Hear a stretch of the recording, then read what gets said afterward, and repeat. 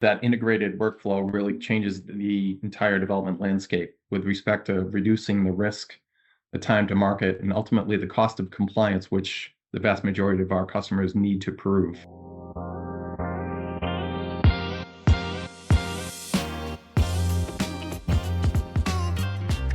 On this episode of Embedded Insiders, Jim McElroy, Senior Director of Sales and Market Development, and Janez Ulcakar, R&D Manager at Tasking, discuss what developers, especially those in mission-critical spaces such as aerospace and automotive, need to do to produce efficient and productive safety and security-critical applications. Tasking recently acquired LDRA, and the companies have consolidated under the Tasking brand. Next, Rich and Vin are back with another Dev Talk discussing what it takes to properly design a great HMI, as well as how much effort needs to go into it. They also get some assistance from Renesas, who are making HMIs one of the company's core enabling technologies. Renesas will host a webinar on this topic on February 25th. But first, Editor-in-Chief Ken Briodagh is back from CES 2026, and he's giving us a recap on the top trends and technologies on show at the event. Hello, everyone, and welcome back to the Embedded Insiders podcast. I am Assistant Managing Editor Tiara Oliver, and I'm back, or we're back. Ken is back, our Editor-in-Chief. He's back from CES to give us a bit of a recap, so I'll let you take it away, Ken. How are you, Tara? I'm good. How are you? How was your trip? Trip was fine. I always, despite how many times I've gone for various trade shows and conferences, I always enjoy going back to Vegas. It's a fun town. I even managed to sneak in a magic show or two, so that was nice. But that wasn't why I was there. I was there to see, of course, the Consumer Electronics Show was back for its I believe 49th year. I think next year will be the 50th anniversary of the Consumer Electronics Show, or maybe it's 75th. I don't know, some huge anniversary is coming up. And it was a big show. It felt like there were more people than the year before. There was a lot of energy, a lot of excitement, a couple of big things. Gadget wise, it seemed like there were two main families of gadgets. There were smart glasses. Oh, so many different goggles and glasses and heads up displays and camera glasses and tons of that stuff. A lot of interesting things. I don't think any of them have really nailed it yet. Although I did talk to a company that's talking about being able to put the controls into bare metal on the frames, so that the frames are more fashionable, which I think is kind of a cool approach. Let's see, the other big sort of consumer gadget was these like exoskeleton things, where they could be like movement assistant devices, where like if you've got mobility issues, they can help people walk. Or you've got you need extra help lifting things or whatever, they can give you extra strength or endurance, or support if you've got a joint that's weaker, as many of us do. So that was kind of cool. But I think those are a long way from being sort of widely available consumer products. But they were really cool. They were everywhere. Yeah, I think all the tech is cool. I guess, what am I trying to say? I think all the tech is cool, but I think when we're moving towards the direction of like assisted help, I think that's a good way to head, I guess. And I hope that they continue to develop in that area, because I think more and more people are going to need it. And yeah, I agree. I think that they need to be careful and not treat it like any other consumer device. Rushing to market on something like this is not terribly wise. I did talk to one, I'm not going to say who, but one of the movement assistant, like exoskeleton device makers. And I was asking a couple of questions about the product, and then I asked about security, and the guy went white as a sheet, and because they hadn't thought about it at all. Oh no. They hadn't done any security work beyond the very basic stuff. Like, so this was just if you could plug into it, you could control it. It was connected to the internet, so if you could hack it, you could control it. Like, Yeah, that's it was the scary. impression I got. I was like, well, that's probably not ready for the market, my man. You ought to consider it's attached to a whole person.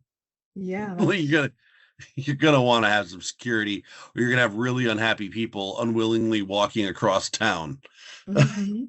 Yeah, that's really scary. So, like, it's that was the little scare story. That's the kind of thing that you get when you are trying to be first to market or rush to market kind of thing. Um, but so that's a cycle that we've all seen before, but a lot of times it ends in some kind of big, infamous hack.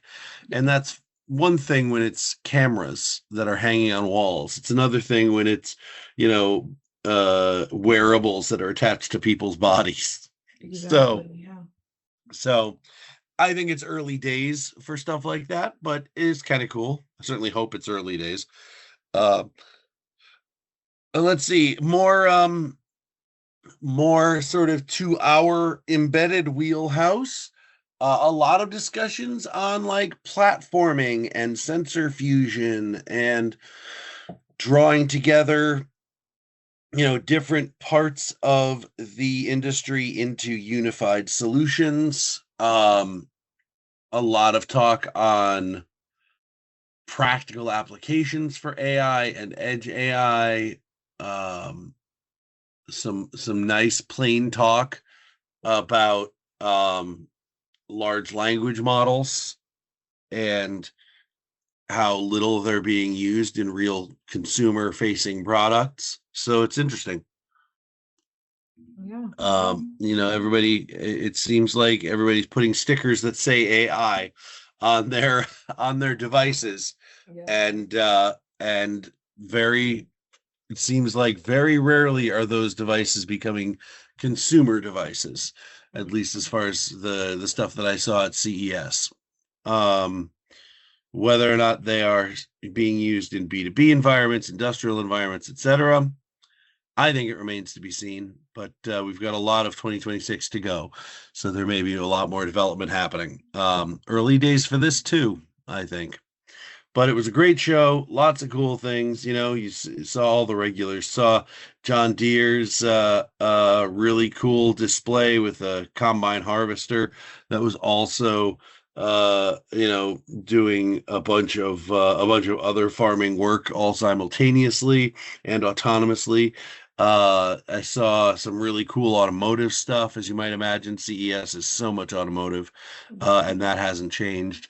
Lots of cool electric car and electrification and software defined vehicle stuff.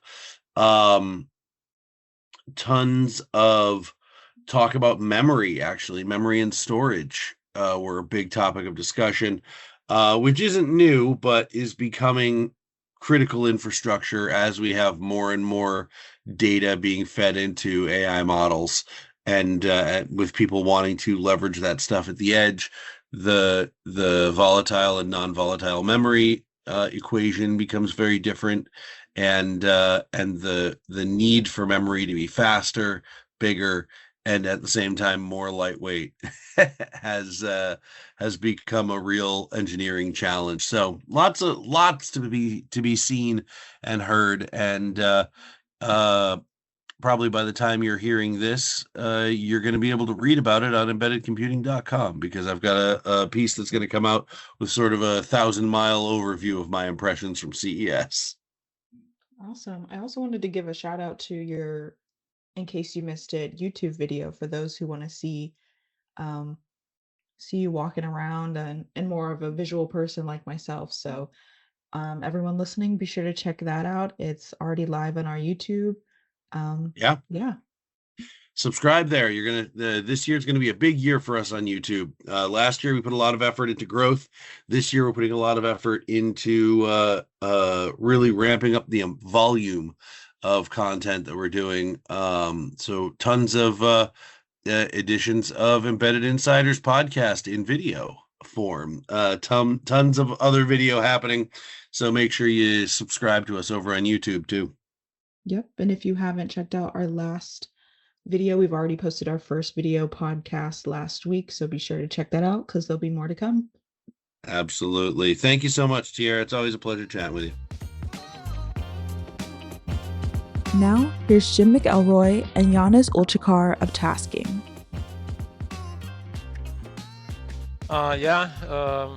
So Janez, I'm in charge of delivering the debugger product line at Tasking. Jim? Yeah, sure. So I'm the Senior Director of Sales and Market Development. So in large part, I'm working with our organization and our partners, helping our customers ensure their functional safety and security products are delivered in the way that they want in a timely fashion. And how would either or both of you, in your opinions, describe the current state of safety and security critical software development in, industries like automotive or aerospace? Are teams generally keeping pace with like today's complex demands and, outpacing, more traditional development approaches? Yeah, it's a good question. I would characterize it personally as challenged, right? The reality is that there's always this continuous rush to market for products in general, whether that's aerospace and defense or automotive. The OEMs are looking to have their tier ones and potentially tier two suppliers adhere to these functional safety and security standards. And on the positive side, though, we do have standards in place in those markets, and they've been in place for a while. And the more mature organizations are helping their team collectively understand the requirements of standards like DO 178 or ISO 26262 and 21434 from a security perspective in the automotive space. The bottom line is, how do they get their products to market in a timely fashion while reducing their risk? And this is really a challenge with respect to, the current state, if, as I call it, and from a aerospace and automotive functional safety and security perspective. Now, everything's software defined now in the world, whether it's automobiles or even some of the applications that are being used in transportation in general, rail transportation, aerospace, defense. Everything's in a connected, autonomous world, and software is defining everything. And in fact, what's happening with that is that the complexity of the software applications that are being developed is accelerating tremendously. And this is what the core challenge is for these industries as a whole in terms of functional safety and security, in my opinion, anyway. So as these systems grow more complex and software content continues to expand, what do you guys believe are the biggest challenges that developers are facing when they're trying to balance, performance, productivity, and compliance with safety and security standards? Janez, you want to take that one? Yeah, it's basically continuation from Jim said before. There's ever more work. So if your system gets twice as complex here, right, it's not just double the time. All the coordination gets more complex, and no customer or competitors will wait for you to finish it all up. So the pressure on developers is really increasing. And yeah, obviously they are looking for solutions in terms of how they do it, processes or tools that they deploy that can help them, do more in basically the same time or even less time. So I was just going to add to that. In terms of functional safety and security, those two concepts as a whole really mean that on the developers themselves, there needs to be a more rigorous development process as a whole. So that although they may be selecting, as Janez said, the best tools for each of the individual tasks that they need to perform, in the bigger picture, we need to think about the overall software development lifecycle and how we can automate that lifecycle to meet the demands of the market in terms of time to market, while still addressing functional safety and security. I'm just going to add that. No, that was great. Speaking of that, many developers, I believe, are treating code testing and certification as separate phases. Why do you guys believe it's increasingly important to think in terms of a complete safety-ready tool chain? Like, why is an end-to-end safety-ready tool chain essential for ensuring, software quality, security, and certification? I'll start, and Janez, feel free to jump in. I think, from a vendor perspective, having worn the hat on the developer side as well, but from the vendor perspective, we need to think about the entire software development lifecycle, from requirements all the way through verification and compliance.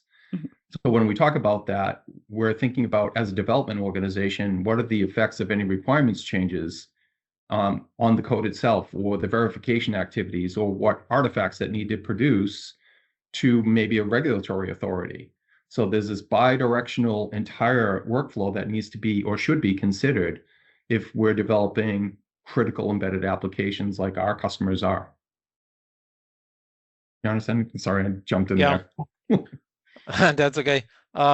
So the advantage of having everything from, let's say, someone who we are dedicated to monitoring this regulatory changes. We realize how our customers are working.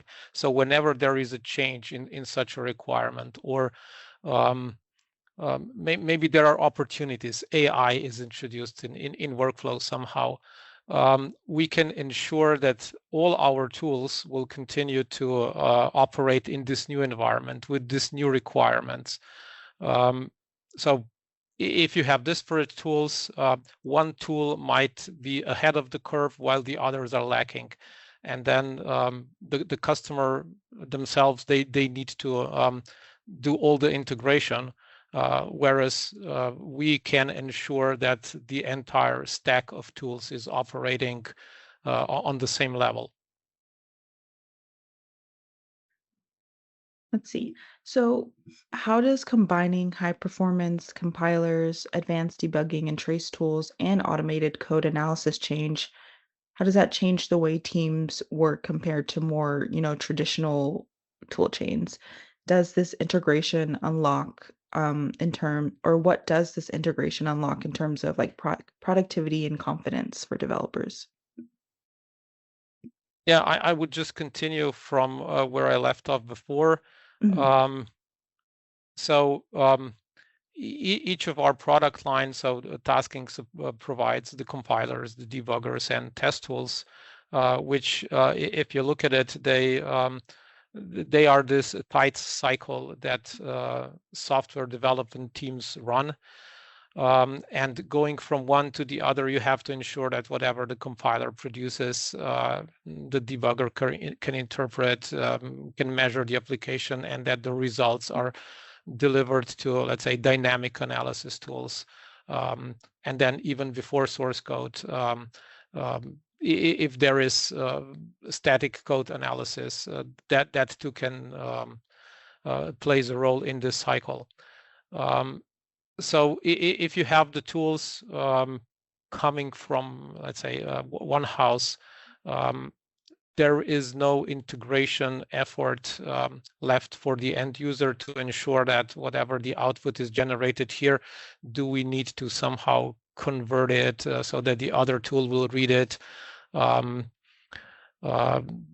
Do we have, so you upgrade one tool and then the other becomes incompatible. You upgrade that one, you run into troubles with licensing because you need a license upgrade. So all this infrastructure in orchestrating the tools to work together, including this logistics about licensing, deployment, that part is taken care of from the provider. It also goes for any kind of, so there's still integration. Obviously, the software application itself and the hardware still comes from the customer, and there is some integration required for that to work properly.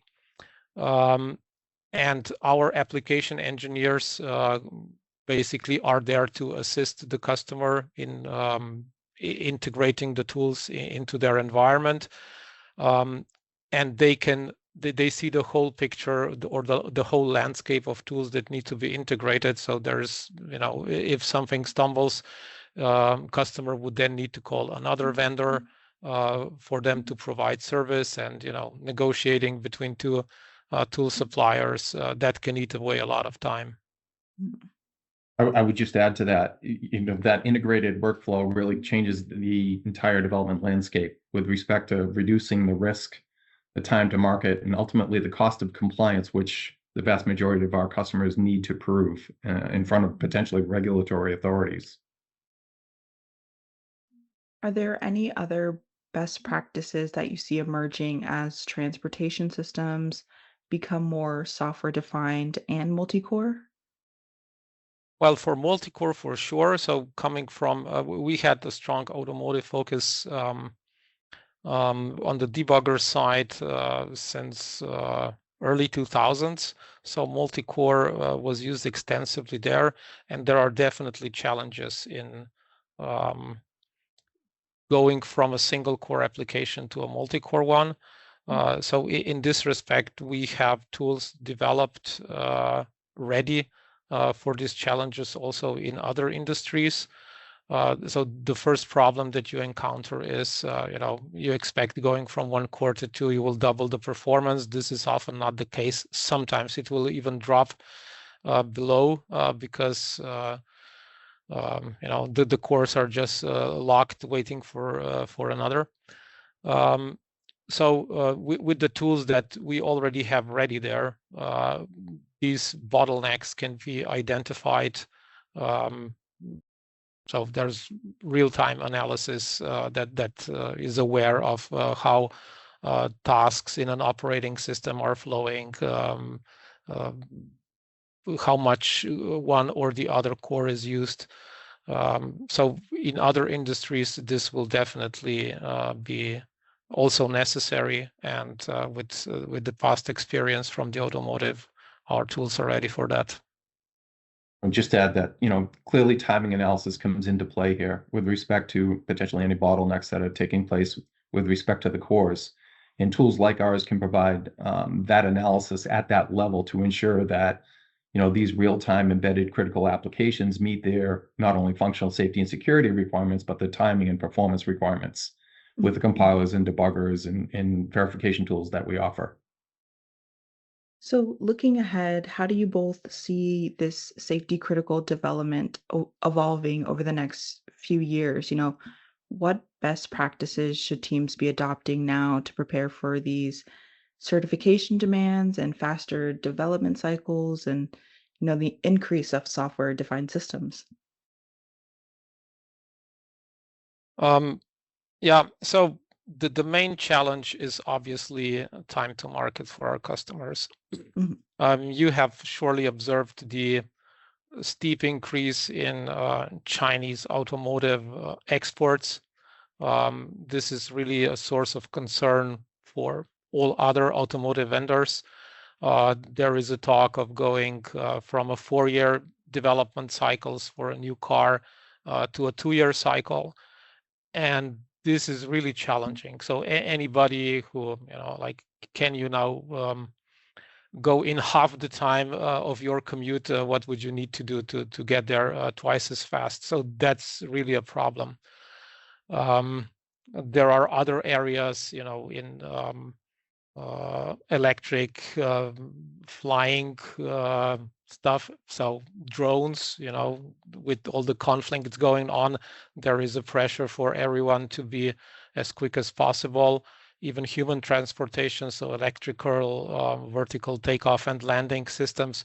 Once batteries are there, this becomes viable, and everybody will want to commute in half the time again. So there will be extreme competition here, and getting the tools that will allow you to do that. We think there are two aspects to that. One is choose the tools which will let you focus on your product. Anything related to safety, you will need some kind of certification. There are so many standards, and we have extensive competence in covering all those standards. Our tools are ready, so our compilers are certified, and for products which are more like tools, they are all provided with tool qualification support packages.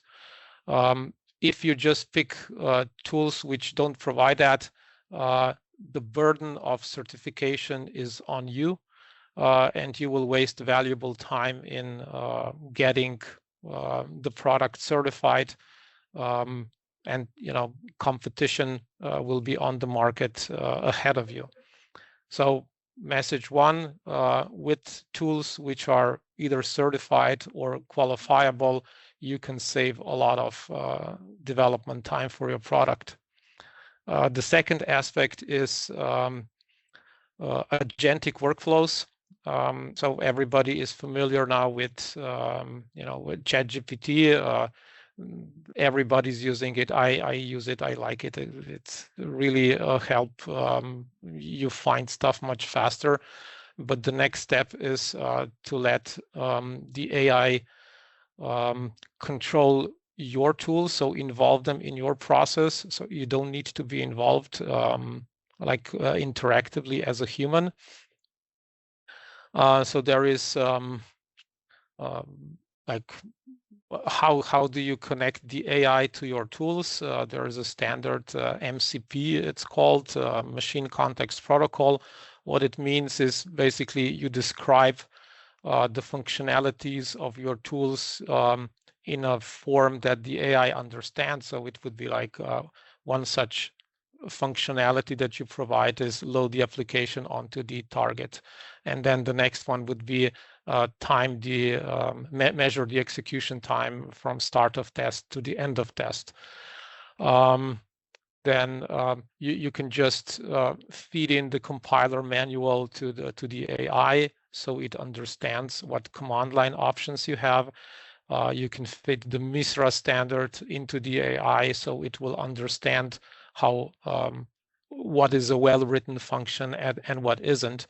And then once all this machine APIs are available, you can then prompt it and say, please rewrite this function for me so that it becomes MISRA C compliant, or find the optimal combination of compiler switches so that my application fits into the flash size that I have available, or that it executes as fast as possible. So stuff like that. And you can just, when you're create test vectors, for example, which developer is excited about creating test vectors for their function? There aren't any. And if you give them an option to, you finish with your function and you just tell the AI, create the test vectors for my function, and then perform unit tests. Unit tests, you can perform them by loading the application on the actual system. And then the debugger will measure the coverage that is attained after running all these vectors. This goes back into the AI and it sees, okay, I still haven't attained 100% coverage. And it just works while you're out for lunch. And when you're back, the task might already be finished. So our tools in this year, we are focusing on enabling AI agentic workflows on our tools, which should bring additional time savings to meet the time to market requirements.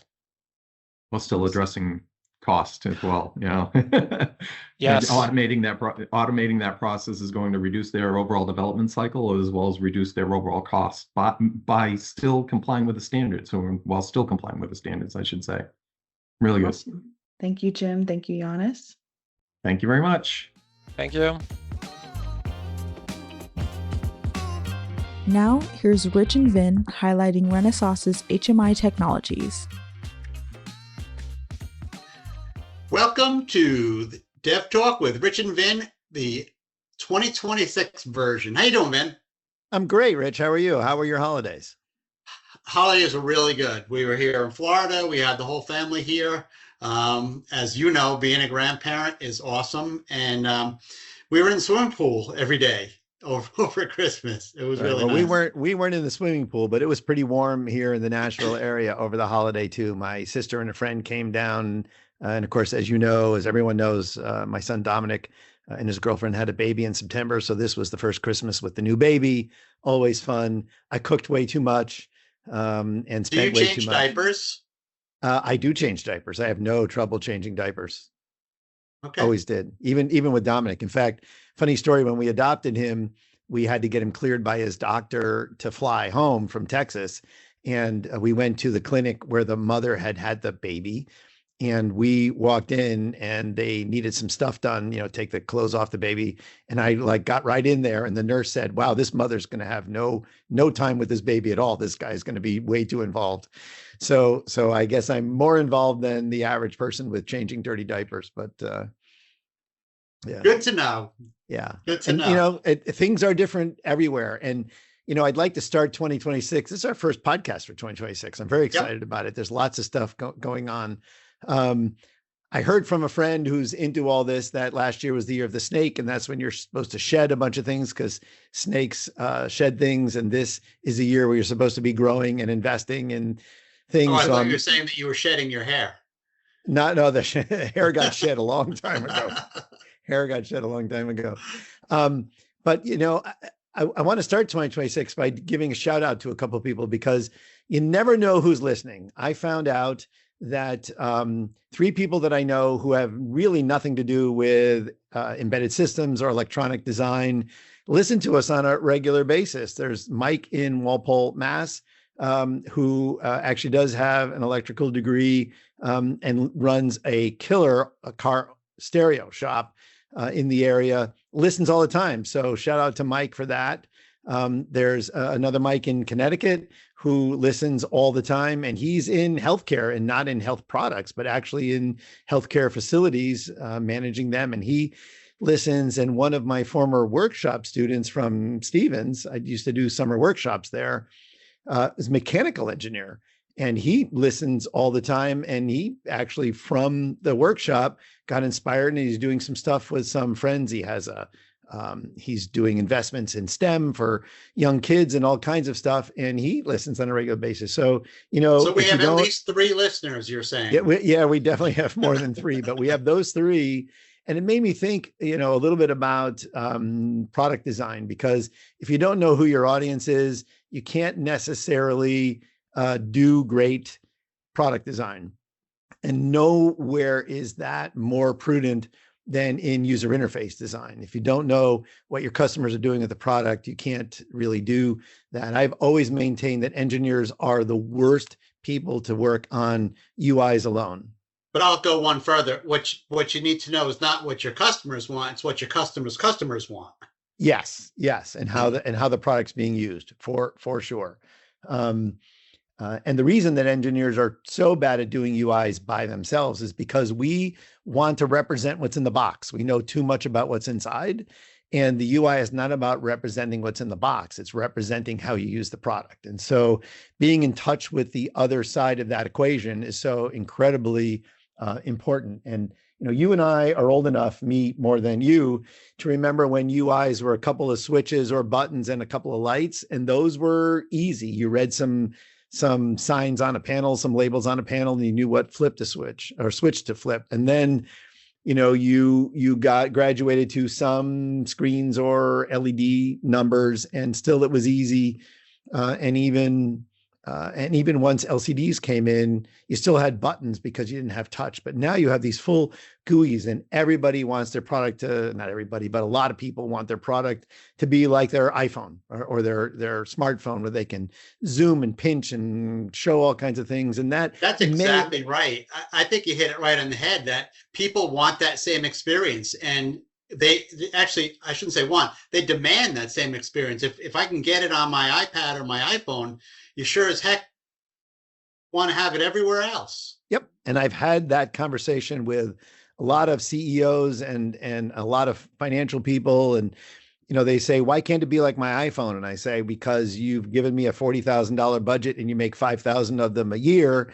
And, Apple spent millions and millions and they build millions and millions a year, right? So you have to temper that. And I will also say from my own experience that just because you think an interface is cool on another product doesn't necessarily mean it's appropriate for you. I remember when I got hired by Branson Ultrasonics because they were having a threat in Europe with somebody who put the first microprocessor in a plastics welding equipment. For those who know, Branson is the premier supplier of ultrasonic plastic welding equipment. And they hired me because I knew about microcontrollers and microprocessors. And this competitor in Europe had put a keypad and a display on there, a numeric display and stuff. And I said, and they said, we want to do this. And I said, well, why? I said, your current interface is a knob. And if it doesn't weld enough, you turn the knob up. And if it welds too much, you turn it down. So every adjustment you're making is relative to the last one. So you're moving in the right direction. Think about what the brain has to do with the keyboard. The number is there. You start to type a new keyboard, it goes away. So you have to remember the old number. You have to do some math in your head for how much more the new number should be. You have to type it in and hope you remembered all of that. Keyboards and displays are great for numeric entry where each entry is not related to the previous one, a phone number, a lock, something like that, right? An access code. But if you're making relative adjustments, relative changes are more important. So keep that in mind. And that's always stayed with me as I've, constantly brought customers and users into user interface design. But thankfully, the OEMs have done it, not the OEMs, the semiconductor guys who provide the silicon to do these UIs have done a really good job of making this relatively simple. And I'm doing air quotes around relatively, but it is definitely something that can be on most systems today. And even the cost part is not a barrier to entry. It can be done relatively inexpensively. Oh yeah. Yeah. There are, displays that are sub $1 if you don't need touch, right? And those can be very effective with a couple of switches around them or just to show you status of the machine in a more user-friendly way or even multiple languages. I mean, that's so easy. It used to be really hard. You had to program each bit. And then there were some libraries that came out. And if anyone has played with that 0.95 inch OLED display that is like everywhere, you can buy it on Amazon, you can buy it from all of the hobbyist things. There are tons of free libraries out there that you don't have to program each bit. You can say, put this up in this font or draw this line or draw this square. They're really cool libraries and are not a big lift for the resources of the system. And then you get all the way to touch screens and LCDs where you do want some animation and you do want, various languages and things and touch screens. And that becomes much, much harder to manage. There have been tools where you can do it programmatically. ThreadX has had GUIX for years. There was a product out of Denmark called Easy GUI, which I used for a long, long time until it went defunct. But there's been this emergence of these technologies. And the one that's really caught hold in a lot of spaces is LVGL. And that library runs on tons and tons of things, and people are porting it over. And just like everything else, just like when we were programming in assembly, people started making higher level languages so that you didn't have to write everything in bits and bytes. There are now people creating tools to graphically build or translate a graphic image into LVGL so you don't have to program every line. This is really, really cool. And I've seen it run on small ARM parts. I've seen it, M0 pluses. I mean, with not a lot of memory, because you don't need a lot if it's not a complex UI, but it could still be a little bit richer than a couple of lights and buttons, right? Would you quantify that when you said it's not a lot of memory? How much are you talking about? You can do it in a few K of flash and a couple of K of SRAM. A lot depends on whether you need to buffer it. Some things don't need to be buffered. If you're only updating a couple of things, you can, update small sections of the screen without seeing the flicker. Right. So it really depends on what you want your performance to be like, how many screens, what's on the screens, right? It's a wide range, but you can do some really cool stuff. I mean, I've done some stuff with some of these libraries on M0 pluses and small displays, and it's been less than 32K, including my application, right? So that's really cool. And I know that because I've used some free tools from people that have a 32K limit. So and it's still compiled. So this is fun. And, lots of people are making these investments. Some people are making incredible commitments. And one of those people is Renesas, who has said that HMI is one of their core technologies that they want to move forward. And they have partnered with LVGL.io. A lot of things have been ported already. They have drivers.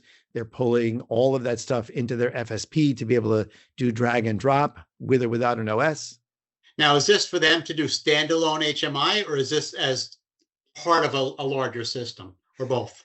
It could be either. A lot of people, because of the cost of these MCUs and MPUs now, are partitioning things. So you've got, maybe a system that's running real time, and the interface is SPI, I2C, or UART, or some parallel interface, and a separate processor just running the GUI, or maybe GUI and connectivity with security, right? That's another thing. We've seen that on some parts that have M0 pluses and A cores, and the A core is doing the communications, the security, and the HMI, and if it's a dual core, internally they're transferring data back and forth to the real-time subsystem. So there's lots of cool, and that makes it really cool because suddenly you can separate the app developer from the application developer, right? Mm-hmm.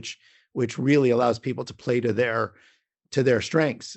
It's like some of the tools, and we've talked about this from Renesas, where the AI tools running in the cloud, and you can have a data scientist working on that, but you can download the inference engines and things into the real-time system and have the embedded engineer working on that part, and they can collaborate together. You can get the same thing with these tools, and we are being promised some spectacular WYSIWYG for, I'm old enough to say that, but drawing what you want on the screen and identifying animations and having a lot of it be generated for you. You said promised by who? There already is a tool called LVGL Pro that is out there, and there's a trial available, and it will run on Renesas parts as well as a number of other parts in the industry. And it's not a big lift. It's a few hundred, maybe it's $1,000 a year or something. So if you're building product, it's nothing. And that will take XML generated files and generate LVGL with it. So you can do something, in a graphic XML generator, package, and then take that as an intermediate step. But there's even talk of taking things from graphic design tools that are out there and doing conversions to XML and then running it from there. So stay tuned to a lot of the announcements. I'm actually aware of some things going on under the hood that I can't talk about by a number of people. And this is going to be the year of change for sure.